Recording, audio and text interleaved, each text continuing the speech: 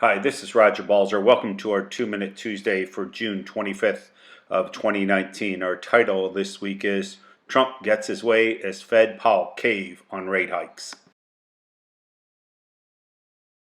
The U.S. economy is in trouble, some say teetering on the edge of recession.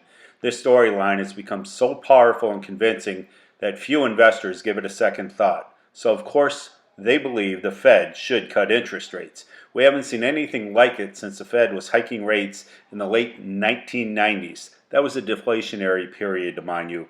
Those rate hikes were unwarranted, and they did end up causing a recession. The rate cuts that the Fed is now foreshadowing are equally unwarranted.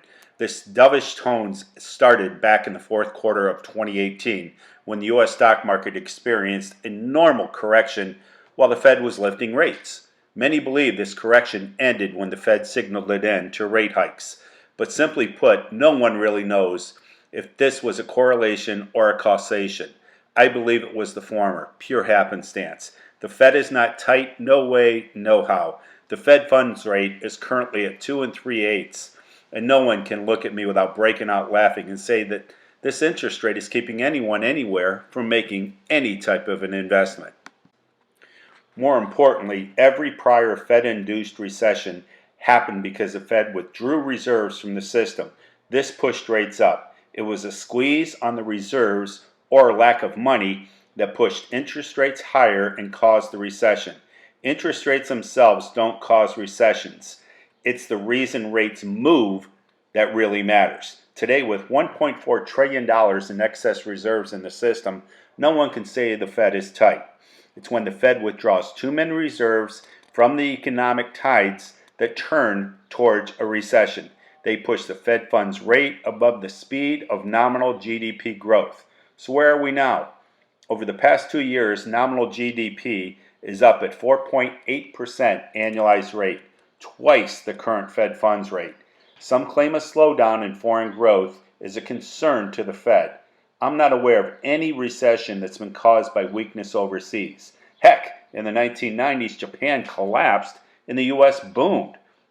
Sure, there have been some weakening economic data points of late. The bears have been pointing to the market services and manufacturing indices.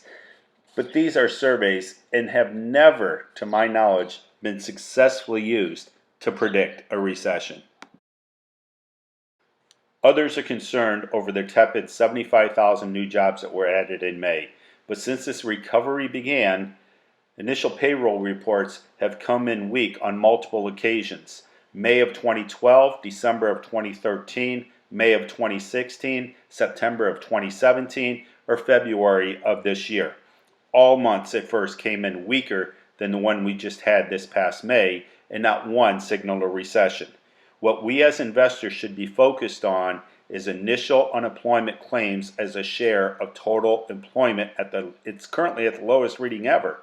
Job openings are 1.6 million greater than the total unemployed. Again, let me tell you, if somebody wants a job and tells you they can't get a job, that's hogwash. There are 1.6 million more jobs out there than what we have people that are available to fill those jobs. Retail sales are booming at 11% in the past 3 months on an annual rate.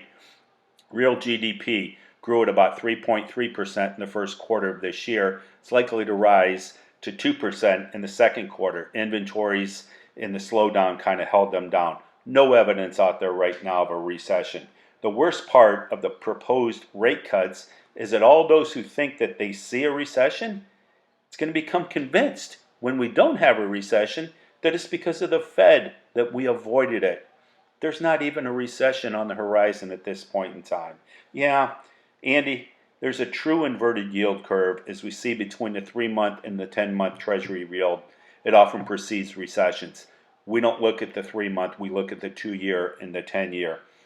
But typically, those inversions have happened when the Fed took out too many reserves from the system. That's not happening today. Today's inversion is based completely on the market pricing and rate cuts. Keep in mind, folks, this isn't your father's yield curve. I think a rate cut is crazy. However, it makes my bullish case for stocks even easier to defend. Yet it leaves me with one question. Is the Fed sowing seeds of future economic problems.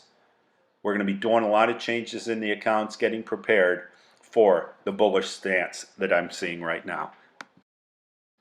As always, if you have any questions or concerns, shoot me an email or give me a call at 440-610-3012. If you feel you need to have any reviews or reposition any of your portfolios, please give me a shout out. Let me know what I can do to help you out. As always, make it a great week.